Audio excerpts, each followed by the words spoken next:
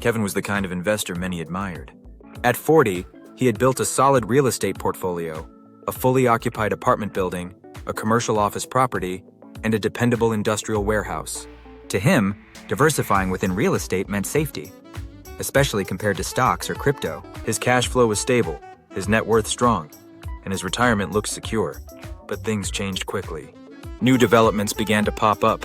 Luxury apartments and modern office spaces, offering better amenities at lower prices.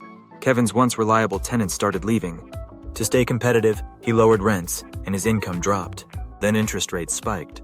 Both his residential and commercial mortgages were due for renewal, but appraisals revealed hidden problems.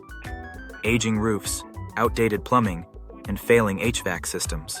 The properties were worth less than expected, and the banks wanted more equity or higher rates. Kevin was stuck. Renovations would cost tens of thousands, and with rental income shrinking, his numbers no longer worked. The industrial property, though steady, couldn't carry the weight of the entire portfolio. For the first time, Kevin felt financially vulnerable. He met with a safer wealth advisor, hoping for a quick fix. Instead, he received a wake-up call. "Kevin," the advisor said, "you've diversified within real estate, but not beyond it. Real estate is one asset class, and it's depreciable." Kevin pushed back.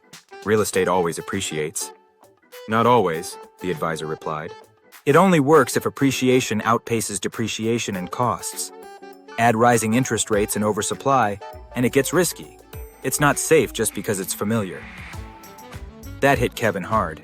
He'd never considered that owning different types of buildings didn't protect him from market-wide risks. Things like rate hikes, unexpected expenses, or shifting demand. The advisor then introduced Kevin to a new strategy, an investment insurance plan. Unlike real estate, it offered stable, tax-efficient returns and a guaranteed stream of income, unaffected by market volatility or maintenance issues. The idea made sense. Kevin sold the underperforming properties, taking a small loss but gaining clarity and control.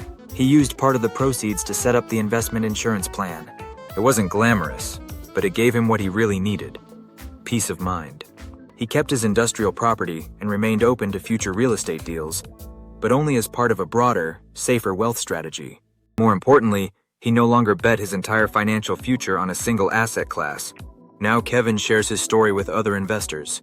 He reminds them that real estate isn't bulletproof, and true diversification means looking beyond bricks and mortar. It's about resilience, balance, and building safeguards into your future. He no longer sees himself just as a property investor. He's a wealth manager, one who's learned, adapted, and found a smarter way forward. Contact a safer wealth advisor to start building a strategy that protects your future, no matter what the market brings.